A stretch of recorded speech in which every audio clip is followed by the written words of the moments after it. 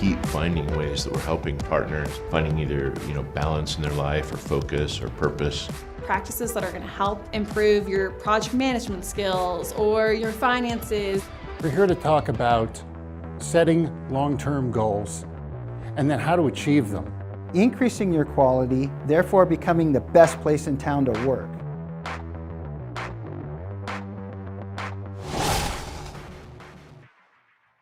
Welcome to Academy Live.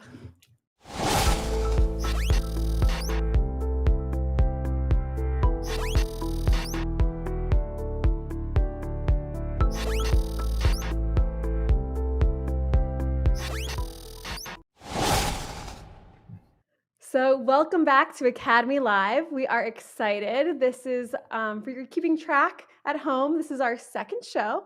And in a little bit, we'll be talking to the one and only Ryan Strouse about content on demand. We're going to let you know a little bit about it, what it is, how to sign up, and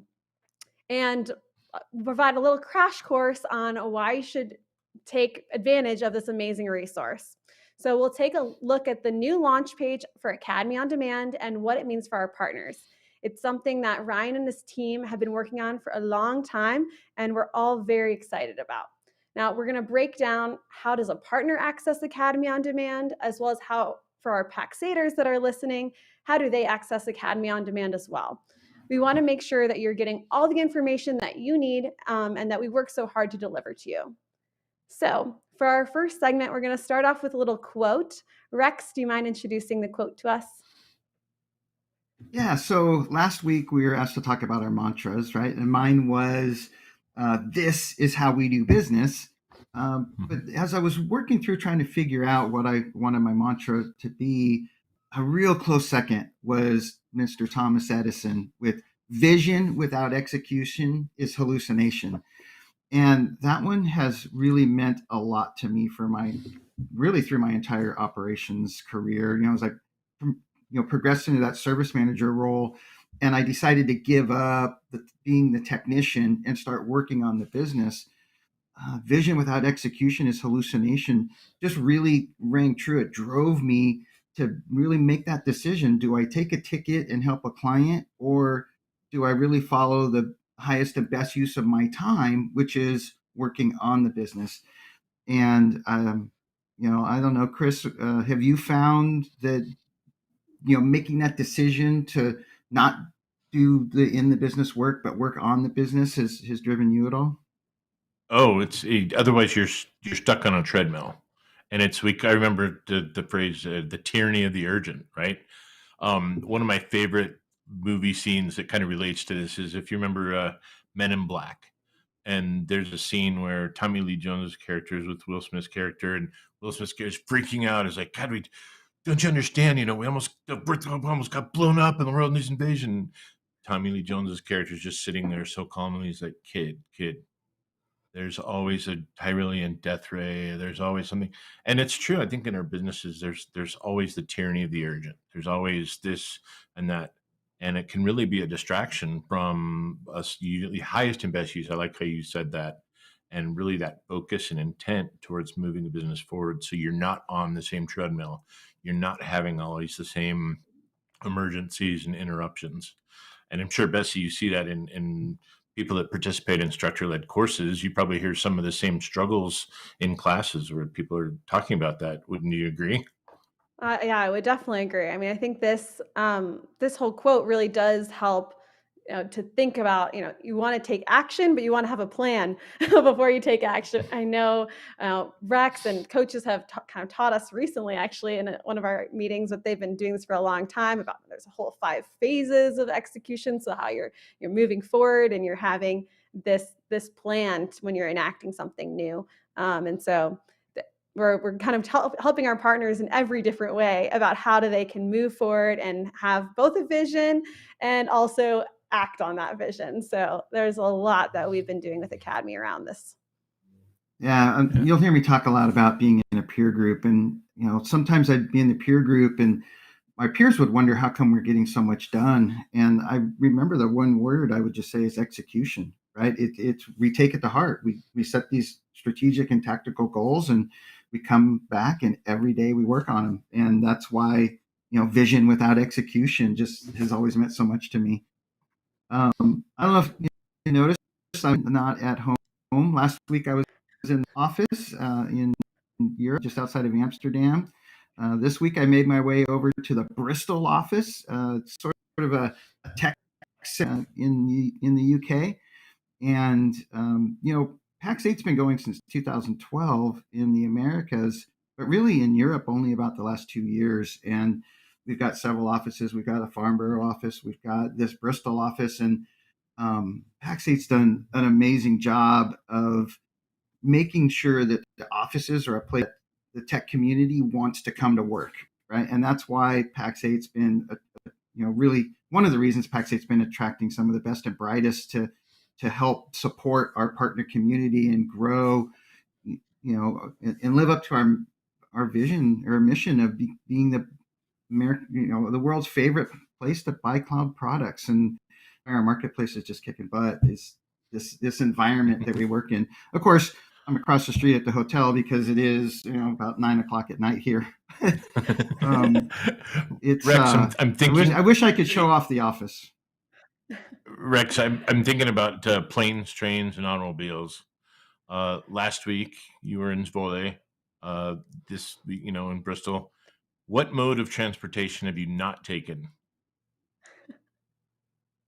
I almost said a We saw boat, you on but a train. I did do some canal tours. Planes, trains. No, I think I've pretty much got them all covered. I've been in taxis, Ubers, trains, subways.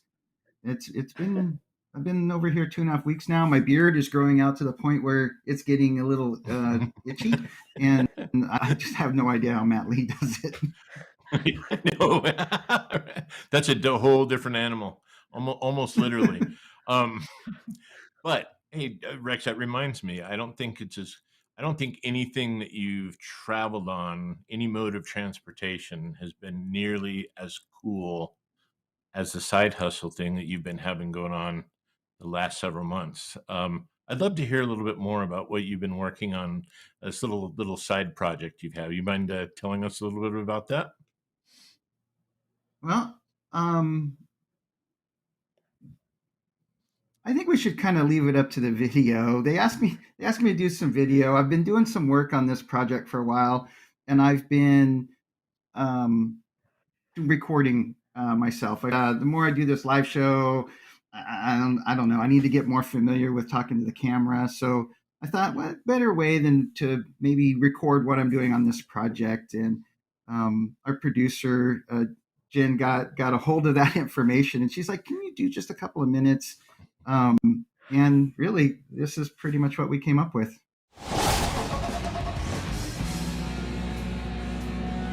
A couple of days ago, I was talking with one of our partners about working on their business, and I drew a correlation that it's really not that different than me working on my car. I'm not exactly sure what I'm doing. I'm working my way through it. I'm spending a lot of time on YouTube, watching a lot of different videos, trying to take in as much information as I can. Then I try to figure it out, and I've been making progress. So I thought I'd take a couple of minutes to tell you about my project. This is a 1966 Mustang Coupe. My grandpa Rex bought it new in 1966. 1985 is when I got this car. I was 15 years old. So I am hoping to drive this around the end of the year. I do have a plan, and I have a budget. Let's see if I can stick to it. Wish me luck. We'll check in every month, and I'll show you my progress.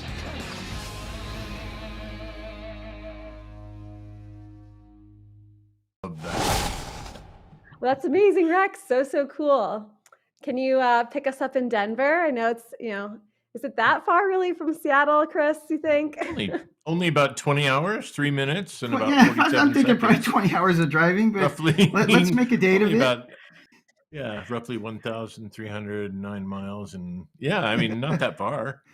We can knock I say that we make out. a date of it. I've got, as you can see by that video, I've got a long ways to go.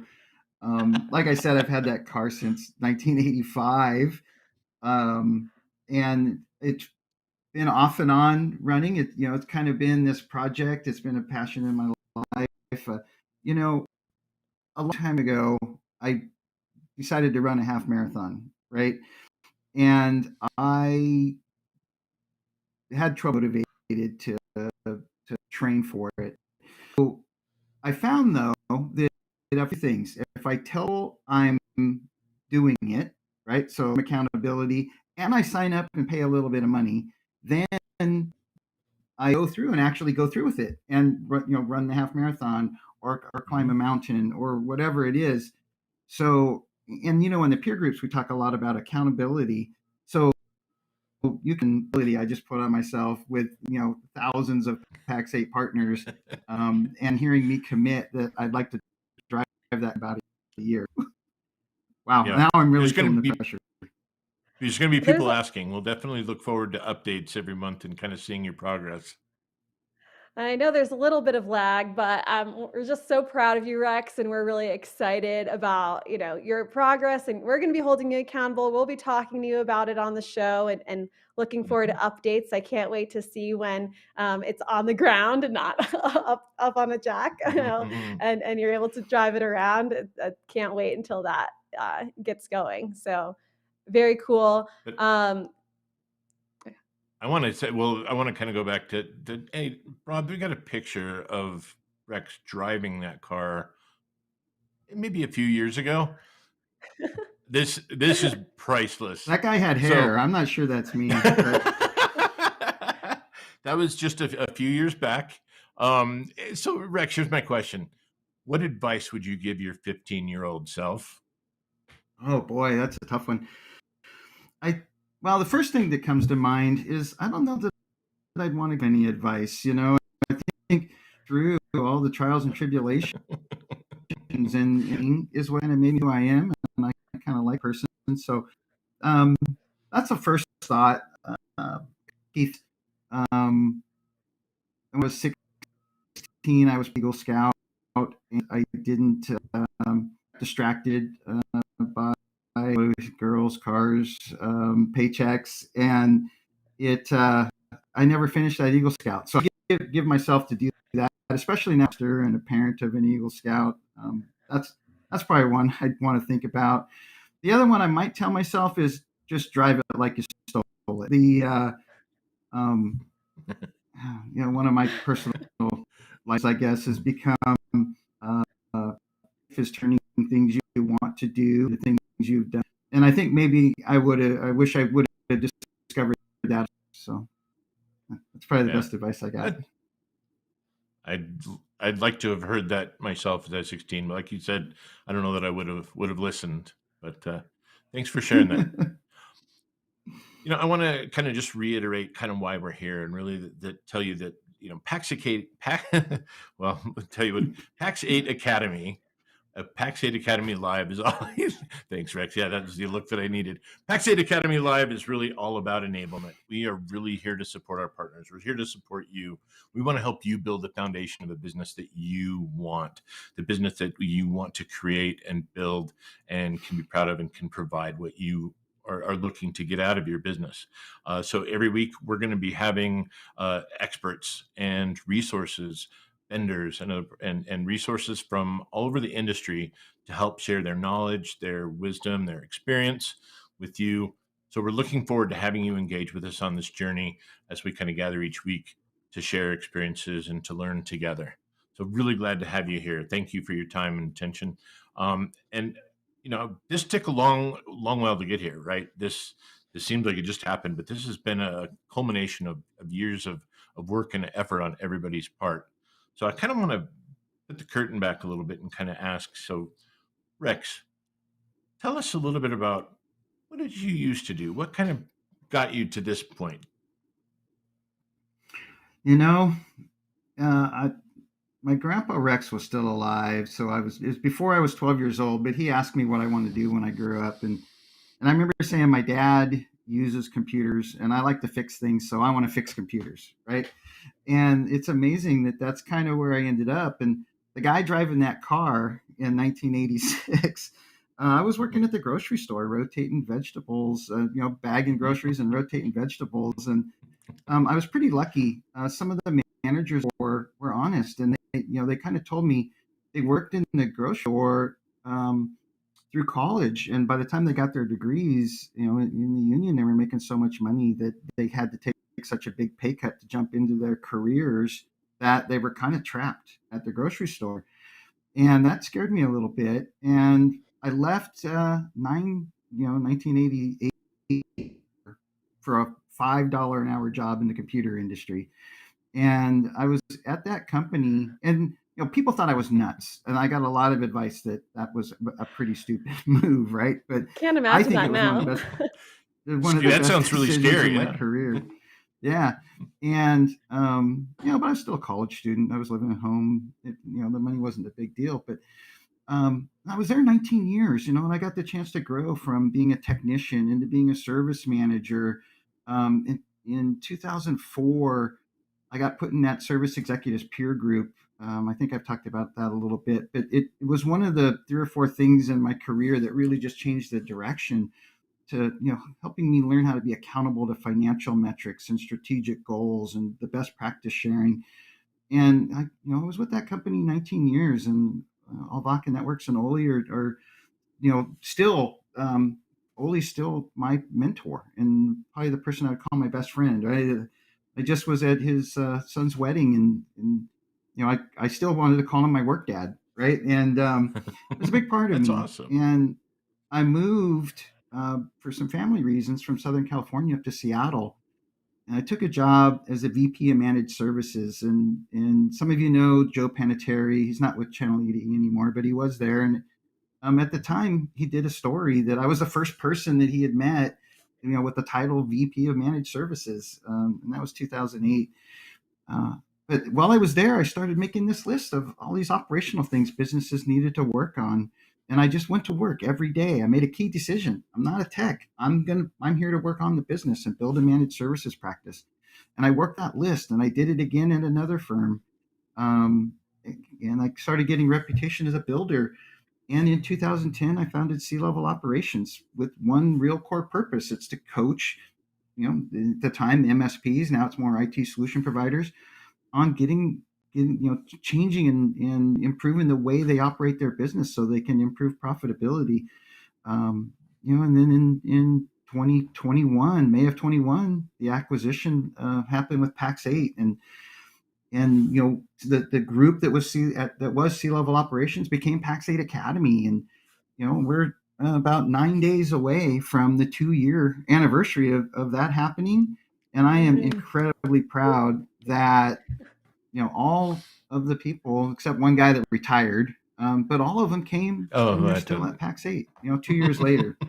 And again, we're going to talk more and more over the next couple of weeks about what Academy has become, and how we're helping partners grow and mature their businesses. But it's been an awesome ride, and again, this is awesome. So what do you think, Chris? What's your origin story? Well, I laughed because you said something about you loved computers, you got into it. I think I mentioned this last week. Just the opposite. I did not like computers at all. I wasn't interested in them as a kid, or even high school. In college, it was pulling teeth to go to the lab to do my paperwork. So I got my degree in psychology with the minor philosophy. Bessie can smile and laugh and kind of share that. So didn't have that love for computers until much later. But when I did, I started using computers for bettering my life and job, and found they really could be a powerful tool, and really took a time and effort to learn skills. I learned a little bit about databases. I learned about templates and word processing, and computers and networks was a big thing. I really, really got into that. So I kind of transitioned my career from clinical side over to, the technical side. And, people had always kind of asked me about that. Like, how do you go from psychology into IT? And I always joke that, it's really simple, because it's just the same kind of phrases. So tell me about your motherboard. I crack myself up all the time with that. I still laugh at that. But a lot of those skills, and people really are what kind of intrigue. I'm fascinated to have such an interest in, and how technology impacts people.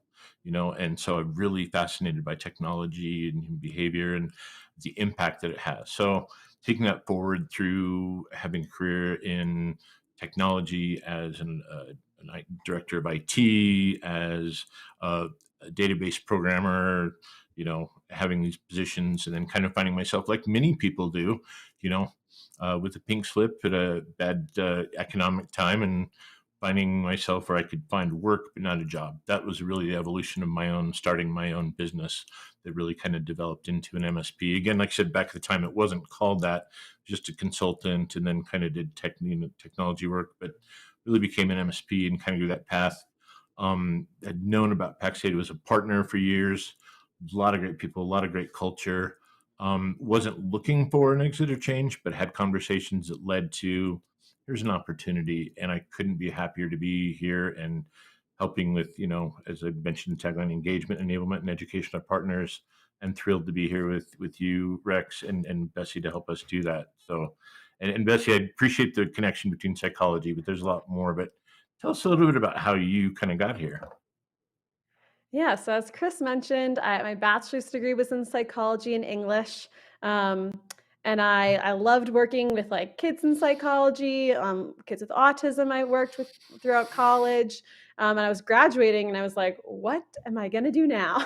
As I'm sure many 22-year-olds come across and are like, what do I do? I don't know. And so I decided to move to Thailand and I taught English there for a little over a year and a half.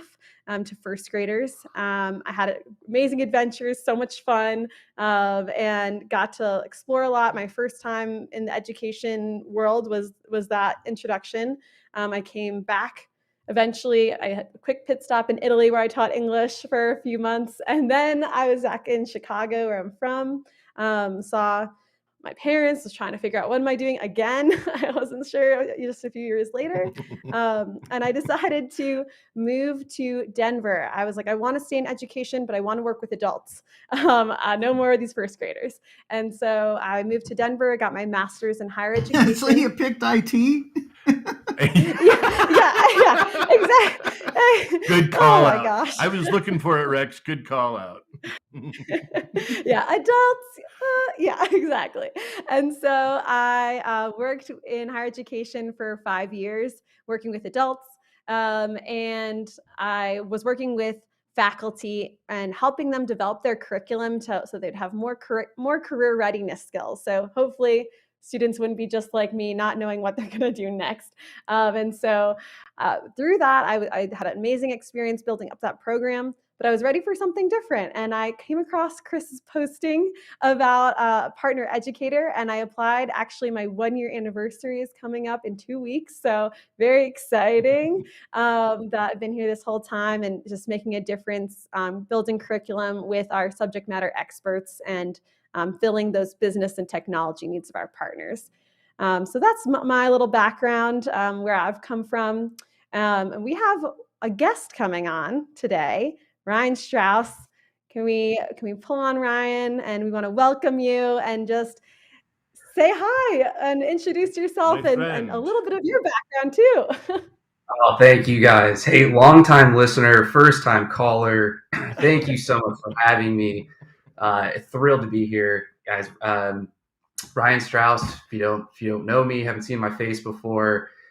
Director of Academy content here. Basically, I get to work with these fine individuals across all the different content that they make me and my team create. What do we need? How do we make it? Where does it live? Keep it organized across all of our different pillars, right? On demand, instructor led, peer groups, coaching, you name it. We're there to do it. But you Awesome. weren't always in this. So, what did you do before you came here? What's some of your claims to fame before you got here? Yeah. So kind of interesting. I have worked in the channel basically my entire professional career, except I was on the trusted technology advisor side or the traditional telco agent side. So I was at Telesys, ScanSource on that side doing. I did a few jobs there first, and then I got into. I was kind of tapped on the shoulder. Say, hey, we have this education thing. We think you'd be pretty good at it. We just need you to manage some relationships and create some content and kind of run this system. We want to give you a shot at it. And I took a liking to it. It was a lot of fun. I got to work with people and build relationships, which I really value. And then I did that for about 4 years. ran the online side of it, create content. We had in-person events too, so I got a ton of valuable experience there. And then 2019, I excuse me, I ended up getting kind of an opportunity to move over to Pax8 with a group of individuals for market development. And so really was going to bring over kind of some similar things for a different channel at Pax8 to bring some education offerings. And yeah, it ended up going a couple different directions. I've lived a few lives at Pax8, but now happy to say that in about I don't know 2021 I moved over to Craig's team and started the academy side. And then as soon as Sea Level was acquired, when we basically put the last Infinity Stone in there for all of our 4 pillars, we got to kind of go with this full steam ahead on this content creation piece. So yeah, that's kind of my origin story for Academy Pax8. Assemble. I've got it. We've got a new tagline, Rex. You know, Academy Assemble. Is that? Yeah, going a different Wonder direction. Twins unite. Yeah. But Academy powers activate. But real quick before I let everybody else jump in and ask questions, Strouse, I gotta kind of ask you. So tell me, you give me a favorite baseball memory, because I still am very in high admiration of you and your baseball playing days. Yeah, so fun fact about myself in very Pax8 fashion. I was a decent amateur baseball player. I played all the way through college, had the ability to play in a few different countries. I would say my favorite memory is probably I got the opportunity to go to Australia, and we spent some time in Perth, spent some time in Sydney. We got to play at the Olympic complex in Sydney, and so on the field where they actually got to play the Olympics, and I won't forget that experience. That was a lot of fun. That's awesome. At Pax8, Thanks for we sharing. love fun facts, and I can't believe I've never heard that one before. That's a huge one. Oh my gosh. Wow. Ryan, on our team, we lovingly call you House of Strauss. Can you explain a little bit what is this nickname and like where did it come from? Yeah, happy to explain the nickname for the folks that really care. So House of Strauss. Long story short, I was happened in college. I played third base, and I was having a particularly decent day in practice. And my coach decides to yell out across the infield or across the field, essentially, third base. It's the House of Strauss. And basically all my teammates took to it. It stuck. But the fun fact is at Pax8, where I get to have a little bit more fun with it, is I get to throw DJ House of Strauss in front of that title because on every Wednesday we have a team meeting, and every once in a while I get the privilege to host that, and I decide to have a little bit of fun with it, and so bring a little bit of energy. I pretend I'm a radio DJ, and you can see I don't really have a problem with embarrassing myself that way. You're in good company. Hence the first time caller, long time listener. Absolutely. Well, tell us a little bit about with your focal point, and tell us a little bit about what your team really focuses on as part of the Academy. Yeah. So my team is focused really on 2 very specific things. It's all around kind of the big topic of the partner journey. And the 2 real paths that we focus on, one is the content that meets that journey for our partners. And then 2 is the experience side of that journey. So we have our Academy OnDemand platform, which we run our entire experience through. And we develop the experience that you all get to go through. Or if you haven't seen it before, we highly encourage you to go through it. The other piece is the content, and so what do we make? How do we make it? What are the choices that we make on why do we make certain things? How do we support the awesome initiatives outside of the on-demand pieces, whether it's instructor led or coaching or peer groups? That's really where my team's focused every single day. How do we create awesome learning experiences in both content and the actual journey that a partner goes through? That's our mission. Beautiful thing. And there's just a little bit of content, right? Like it's a very There's simple, easy job. yeah. I mean, there's Just a few things. roughly, I don't know, 600 or so assets in there currently, and A few hours.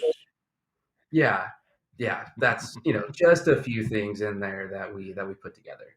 But I mean, 100 courses for 500 assets, just a few things for our partners to take advantage of. Okay. One of the things that when I was running Sea Level, right, we're a bunch of techs turned managers and who figured out how to do something pretty well, and we started working with our partners and teaching them about it, and so we wrote all these documents and started teaching our partners, about hundreds of different concepts, right? But then I came to Pax8 and I learned a little bit about what a learning experience designer was. Can you tell us a little bit about how it went from just business people trying to teach somebody something to the learning designer experience? Yeah. So the way that this kind of transpired is we ultimately have to take into consideration, how do adults learn, right? And there's a difference between just kind of writing some content down and saying, well, this is the first thing they need to know, and the second thing they need to know, and then the third thing, and so on and so forth, versus how do we actually consume information? What is the right way to display it? How do we keep them engaged? What are the mediums by which are engaging for people? There's a bunch of different factors, and one of the great things that we get to leverage at Pax8 is learning experience designers who go to school for that, who are practiced in those methodologies, and so we actually get to take what is an awesome combination of subject matter experts who are, I mean, just industry leaders who know everything about a subject.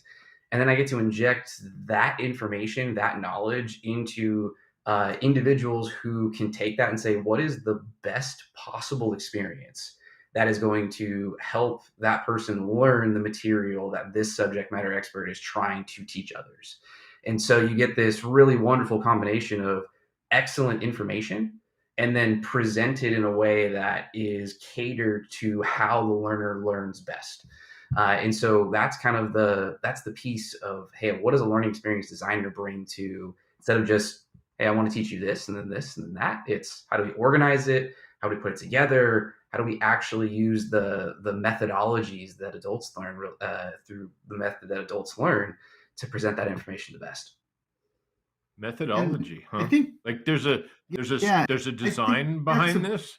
There's a strategy and a Yes. plan that you're execute. Oh, be Yeah. still, my Just beating heart. but I think that's a big part of why the Pax8 Academy learning experience is so different, right? Because we're bringing Yeah, the subject matter experts, good. pairing them with somebody who understands how people learn and producing courses, right? Like they look at it and they say, okay, we're going to get this across and we should put like a little self-paced quiz right here, right? Or this would be best delivered by reading, or this would be best delivered by watching a video. But they bring all that to the table, and that's why these courses stay engaged. And we track the metrics, like when somebody logs in and starts a course, and how long they stay in the course, do they complete the course, and then we use that data to feed back to the learning experience people to the course. And that's the kind of stuff that is why when the partners do discover Academy and all this free on demand content out there, that they're like, wow, I'm going to tell the other people in my company about this, and I'm in a peer group with people. I'm going to tell them about this, and I don't know, Ryan, can you talk about some of the growth statistics that we've seen by partners consuming? Yeah. So easiest one that I can say is because we got to celebrate this a little bit this past quarter. So last year in all of 2022, there were 835 partners, companies who consumed on-demand content from inside of Academy on Demand. And that is when you look at this year so far in the first quarter of 2023, we actually eclipsed that. We went almost 900. I believe it was 892 companies have consumed on-demand content inside of Academy on Demand. And so when you talk about growth, I mean, we're seeing the effect of, hey, have you seen this? And all of the different Pax8ers talking to partners about it. They're starting to spread the word. But we're seeing a ton of engagement and just cannot be. I don't, when you eclipse your 2022 number in the first quarter of the following year, is that a good thing? Do we do Those something are good right? stats. I think you'd say those are That's good what stats, makes my right? goosebumps stand up, right? We're helping partners. They're getting in there. They're consuming content, and they're going back and they're using that content in the way they do business. And it's like just super exciting to me that we get to reach that much community that fast. Yeah.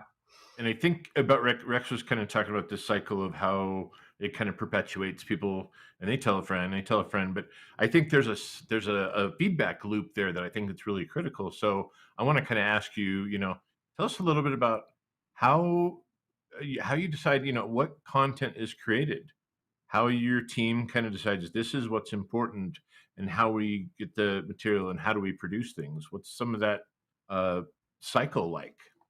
Yeah, we just wing it. No, I'm just kidding. Oh, That is the wingman experience, right? You cut me deep. Yeah. I was Methodology not be gone. expecting that. Yeah. No, And Strouse throws a curveball. No, so there's a few different factors that we look at in terms of what we develop. First is we have some committed efforts, and I think one of those committed efforts that I'd love to call out for our partners here is how when new vendors are launched on our line card, and now Academy is part of the process of, as soon as a vendor is launched, you can expect that there is following education for when they're first launched, so that immediately you have something to access. That's a big piece of our committed efforts. Is we're involved now at education and educating partners as new products roll out is a big importance for us. So after committed work, then it's strategic initiatives on our side. If we're, some quarters recently, we've said, hey, we need to really beef up the operational education that we need to inject into the platform. We have all this expertise. We really need to make sure that expertise is represented inside of the on-demand education. Or vendors, right? I just mentioned the strategic importance, but hey, where are we either lacking in the category? Or maybe a role-based thing like sales or marketing. Those are all different things that we look at as strategic initiatives to go after. And then another one is partner feedback. You'd be surprised how often we have a conversation that says, hey, heard partners talking about this, or they're encountering this problem, or we need, they're looking at Pax8 to provide an answer or some education on something that's really relevant. And it ends up in my workflow to say, usually sometimes a message from Rex that says, hey, Ryan, here's this problem that I was just told about. And here's this course that I think I'm going to need you to go make, because this is probably going to have an impact on what we want to ultimately do. That conversation is. I think one of the recent examples of that is the Azure fraud, right? Where Yes. the Bitcoin miners are hacking these Azure instances and driving up these costs like crazy, right? There's a way to fix that. So we put a course together and got that out to the partner community. And I think you told me about 300 partners discovered Academy by clicking a link to find this course. Yeah, just by that course, I think it was we sent out one communication when that course was released, and we had over 300 enrollments in less than 48 hours for that course. When we talk about partner feedback and we talk about, hey, there's this issue, and we go action that. That is absolutely a methodology, Chris, to answer your question of how do we create content or how do we prioritize. That's partner feedback, and how do we help you guys solve the problems you're asking us to take a look at is absolutely one way that we're prioritizing what we go do and how we help you. And how should I love partners that. get that feedback to you? Like, how do they go to their cam? If they don't know Rex personally, maybe they send him a text, or what do you think? What's the best way to Who doesn't know Rex get personally? that? Yeah, right, Yeah, exactly. everybody loves their local expert. But You know, everybody who knows Rex. But doesn't love that's their a great local question, Bessie. That's a great question. The Rexpert was kind of the same, came around the same way the House of Strauss came around. It's one of those things I wish would die, but it just won't. Oh, no. That's a real nickname. You know it's a real nickname when it just happens and it sticks. That's legit, right? Yeah. So, Ryan, how what's the best way for partners to provide feedback or give input or make suggestions or help drive the impact of what is produced and created? Yeah, so I brought a little show and tell today. Actually, I'm second guest, and Ooh. here I am doing a little show and tell with you Wait a minute, the content guy has content? What? guys. Shocker, Yeah. shocker. Content guy has content. So Toddlers' kids actually, have shoes.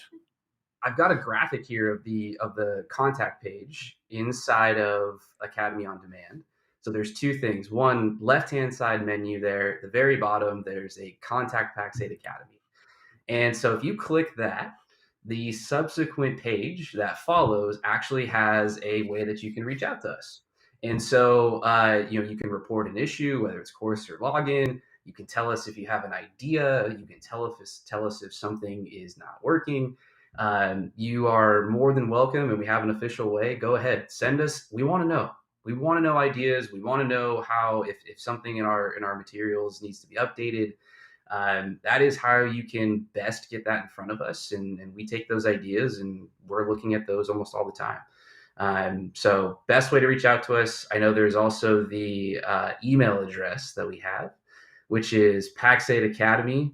Pax8 Academy at pax8.com, and that is down low in the description here. Is what I'm told. Take it on faith, So, man. since you've already started showing us some stuff, can you give a little explanation of how partners even access Academy? Where should they go, and how do they find it? Absolutely. So there's two things that need to be checked off first before you can access Academy on Demand. Number one, got to be a partner. Hopefully we check that one off. Number two is you got to have. What is it? What's it cost to be a partner? What does it cost to be a partner? Was that free 50 free? Or was that the 350 free? I like that. Oh, smooth. So if you check off that box or you make that purchase, essentially, and then the second piece, second requirement is you got to have your own credentials in the Pax8 marketplace. So what that means is yourself, any of your employees who can access it. Yes, you can get your team involved in this. It's not just one person, but you got to have your own credentials in the Pax8 marketplace. That allows you to get into Academy on Demand. And then, Ryan, really, are you saying I got to set them up in the platform, in the marketplace where they can, buy products and stuff? Great point. Actually, what we have inside of the marketplace, because this was definitely a question and a concern, quite frankly, that we got from some of our partners, was, hey, sounds a little bit, maybe I don't want that. There's actually a role inside of the Pax8 platform, the marketplace, where it's an Academy user, and it takes away all access to basically anything they could do besides accessing Pax8 Academy. So for any of those who are concerned about potentially exposing information or who, would just not want to have certain things happen, totally get it. We built that role for you, and to be able to give to your staff to say, hey, you can go access this education and simultaneously take care of the things that you want to make sure you reduce risk on your business side. Great point, Rex. And so after you log in, whether it's yourself, whether it's anybody in your business, there's two ways you can do this. In the upper I don't think we talked about where do you find the link? Like, where do you find it? Yeah. So he's getting to it. When you log into the platform, I promise I will answer the question. I promise. In the upper right-hand corner, there is a question mark icon. If you hover over that icon, there is something that says Learning Resources. Click that button. That takes you into Pax8 Academy. You can also I call this the behind the question mark campaign. So yes.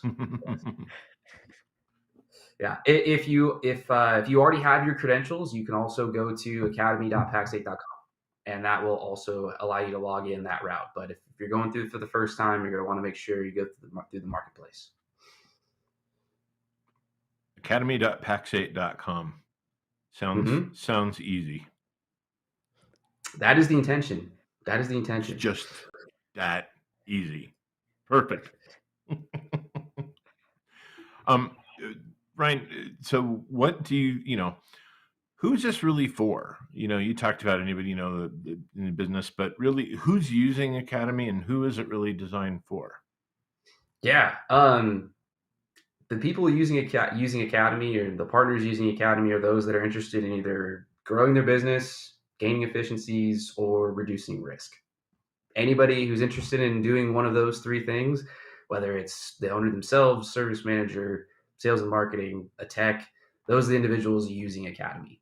As well as not just your business skills, but your career development skills as well. Academy is not just, hey, what are my technical skills? How do I grow my business? How do I sell stuff? This is also your how can we help you from a career development spot? We sit in a really fortunate position at Academy and being able to focus on enablement. And enablement means meeting you where you are with what you need to learn, exactly how you want to learn it. And if that is, hey, I need to get better at managing people, I need to be better at handling conflict, or I need to be better at the certain soft skills, we have education for that too. So we've got all the business side. We're driving content there too, trying to help you grow, trying to help you be more efficient, trying to help you reduce risk. We're also just trying to help you be a better person, better employee, help you grow your career. What if I want one of the things I information about didn't solutions? realize, Go Ryan, ahead. one of the things I didn't realize is we've got now 1,600 employees within Pax8. And there's a learning management system that we use to educate and skill up and elevate. Matter of fact, internally we call it Elevate. Right? There's a tool in there that has all this content, about helping the employees become better. And one of the things that we're doing is looking at that and saying, what from that can we repurpose? It's the same learning management system. What can we repurpose to the partner community? And I think that's just been amazing. Yeah, we have a great partnership with our internal our L&D team. We take stuff from each other all the time, and L&D? we have learning and development. Thank you. And so learning and development team is here at Pax8, and we steal stuff from each other all the time. If we develop something in Academy that they're like, hey, that's great. Hold on. Time out. Yeah. Borrow? It's swipe. Repurpose? Swipe. Borrow. Steal with integrity and pride everywhere is swipe. Okay. Oh, never heard that one. We need to incorporate that. Swipes. High integrity organization. Swipe. No, Yes. okay. Now I'm getting off base. It's so we're constantly learning from each other. We are constantly saying, hey, if you guys, by you could be us or them, develop something that we find value, hey, there is us trying to bring that in any way we can to whether it's better Pax8ers or better our partners. So if someone's looking for thought leadership, Academy OnDemand. They're looking more information about solutions and tools that Pax8 provided. Academy OnDemand. Okay. What about technical training and learning? Same answer. I feel like I'm like a skipping track. I feel like well, the DJ House of Strouse. Let's get that on repeat.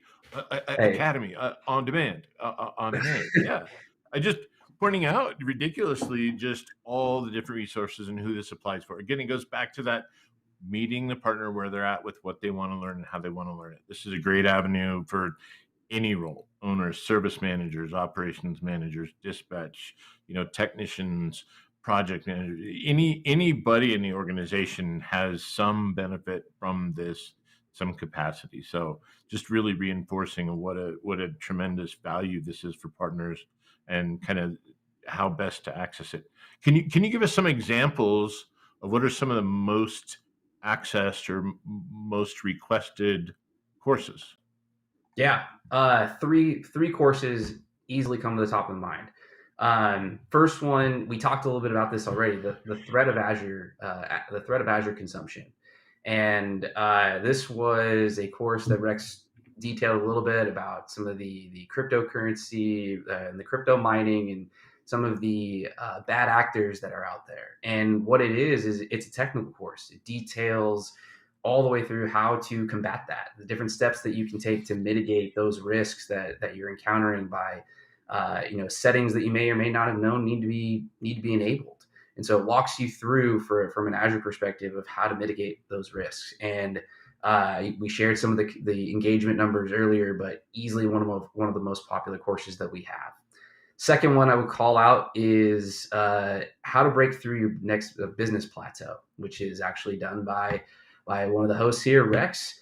And this is the course that I call the light bulb moment course. And I'll tell a small story because Rex shared that one of these times he was talking to a partner, and he's listening to this course at his computer, and his wife walks by in the background, and what the wife hears is Rex explaining basically what the state of this MSP looks like. The phone's ringing off the hook. It's checking with your head cut off. He's, state of kind of chaos. And the wife stops and she goes, "I don't know what you're listening to, but that's you." And what it's explaining is the different growth stages that you go through, and what we're seeing are some of these light bulb moments from what they think their growth stage is to what the reality of what their actual growth stage is. And so that course has a ton of popularity. It's one of our most consumed courses. And then the third one that I would point out is the 4 levers of gross margin. This is something that came over with the C-level knowledge and has been for our Canadian friends. That's the 4 levers of gross margin. By the way, we gotta get the content localized. Yes. Rex, I absolutely, we're talking to boot right there. So, just making sure that we're being cognizant of who our audiences are. So the big thing that from the 4 levers of gross margin or levers, whichever one that we want to go with, is that this has been so applicable for whether it's service managers or owners. It's just man, how do we look at the different levers that we can pull to have an impact on our business and really driving home that gain efficiency side. And that fourth lever, that I'm not going to spoil what that fourth lever is, because I would love for you to go take a look at that. But if it is is really the thing that's getting a lot of interest. I know some great thought leadership that's been brought over by the injection of that C-level knowledge into Pax8 Academy. Mm-hmm. Really recommend that one. So that's one of many that's just really, really valuable. Mm-hmm. Ryan, I know we've talked so much about what's in Academy, who it's for, and I know there's some changes that recently came about, and that you really brought extra content with you that I want to make sure we have time to share. So do you want to walk through what you brought with us and what are some of those changes that have been made before we run out of time? Yeah, absolutely. So I'll give a small piece of context, which is, I mentioned at the top here that the big thing that my team focuses on is that partner journey. And specifically this year that is where our team is really leaning into, and my team specifically. We've embraced that so much so that we've called this year the year of NASA, which is all about embodying NASA's boldly expanding frontiers mindset. And the frontier that we are focused on is that journey and making it more personalized to you, no matter who you are in your role in the business. Right now, and what it used to be is more generalized. Everybody had the same experience and you had the same content experience. And what we want to do is take that, what frontier haven't we explored? And that is personalizing this thing for who you are and how we can just put the most relevant content in front of you based on what's going to matter the most to you. And so I've got a few more show and tell items that I would love to give to you. And the first thing that I want to show off is what the new experience in the new homepage looks like. And so what you'll end up seeing here is the homepage. You have a jump start your experience of something that gives you that walkthrough. You've got you've got some featured content down there below. You've got some of the value drivers that we're pushing. That's all on the new homepage. And then the next thing is, as you start to get engaged with this is that personalization layer. And so we want to give you a little bit of an onboarding. We want to make sure you know what to do. What are the new features that are there? So this second thing is when you click on that big button in the middle there's onboarding. And so this gives you a course, gives you 3 steps, really simple. There's a course there that details all the new changes and your new experience, gives you some of the previews of what you can look for, what to pay attention to. And then the second step, which is really the most important part of this onboarding, is what you can do from a personalization side, and how what you can do in your profile actually determines a little bit of your experience that you're going to now change. So what you'll be able to do is you'll be able to go into your profile, and there will be a field down there that allows you to pick a role. There's 4 roles. There's owner, there's service manager, there is sales and marketing, and there is tech. And pick the one that fits best to you right now.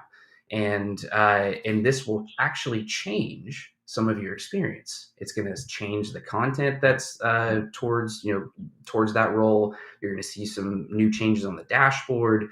But this is really this first step, that big leap, so to speak, to really lean into this NASA thing, for our side, and how we really start to look at a personalized journey and just make this as best as we can for you. But I do want to spend just a second to call something out. I've talked a lot about 3 really kind of pillar areas: grow business, gain efficiency, and reduce risk. And you'll notice one of the major changes on this homepage are these value drivers. And these are really 3 areas that we are leaning into as Pax8 to help you as partners look at. And we've organized the best content that we have in one location based on these value drivers.